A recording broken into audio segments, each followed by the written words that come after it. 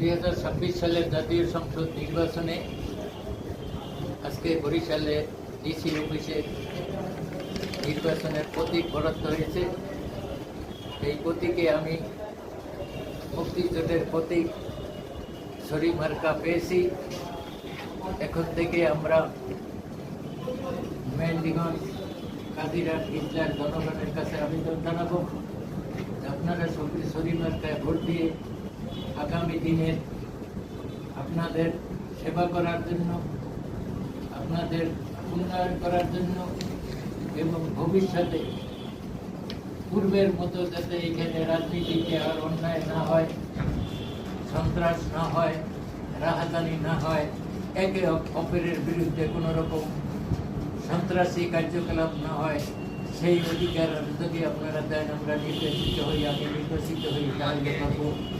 সাথে সাথে আমি সকল বেকারদের কর্মসংস্থান এবং উদ্যোক্তা করার জন্য প্রতিটা বেকারকে 10 লক্ষ টাকা ঋণের ব্যবস্থা করব সরকারিভাবে বা আন্তর্জাতিক বিভিন্ন সংস্থার কাছে এনে আমি আপনাদেরকে কর্মসংস্থান দেব। আমি নদী ভাঙন রোধ করব, বন্যা নিয়ন্ত্রণ করব, দক্ষিণাঞ্চলের জলোচ্ছ্বাসে যেই ভয়াবহতা হয় প্রায় 2-3 বছর পর পর, সেই ভয়াবহতা থেকে দক্ষিণ অঞ্চলকে বাঁচানোর জন্য টেকনাফ থেকে সাতক্ষীরা পর্যন্ত ভেরিঘাট করব। আমি আমাদের এই 3 থানার জনগণের কল্যাণের লক্ষ্যে আগামী দিনে গোসাইরহাট, ইজলা, মেহেন্দিগঞ্জ, ভোলা, পটুয়াখালী, পায়রা সামুদ্রিক বন্দর পর্যন্ত জাতীয় মহাসড়কে রূপান্তর করার জন্য আন্দোলন সংগ্রাম করব এবং দাবি জানাবো এবং আপনাদেরকে আপনাদের সহযোগিতা নিয়ে যা বাস্তবায়ন করব।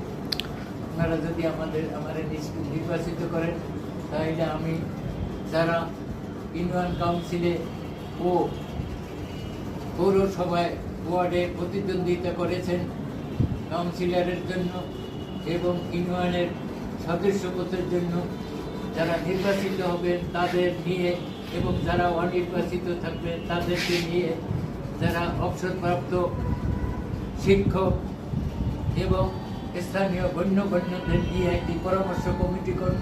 সেই পরামর্শ কমিটির পরামর্শ অনুযায়ী আমি কর্মকাণ্ড করব, উন্নয়ন করব, এসে আশা ব্যক্ত করি। আল্লাহ যদি সহায়ক হয়, আল্লাহ যদি আমাকে কৃপা করে, তাহলে আপনারা ভোট দিয়ে আমাকে জয়যুক্ত করেন।